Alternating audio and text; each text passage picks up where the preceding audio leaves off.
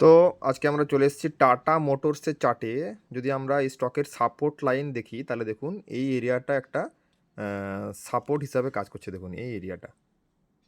ওকে, তো 950 থেকে 60 টাকার মধ্যে, অর্থাৎ এই এরিয়াটা কিন্তু একটা সাপোর্ট এরিয়া হিসাবে কাজ করছে। টাটা মোটরসকে যদি আমরা অ্যাটলিস্ট বাই করতে চাই তাহলে কিন্তু এই 400 মানে 950 থেকে 60-এর মধ্যে কিন্তু স্টকটাকে আসতে হবে। ওকে, আরও যদি আমরা সেক্টর হিসাবে দেখি, দেখুন সিএনএক্স অটো সেক্টর কি বলছে।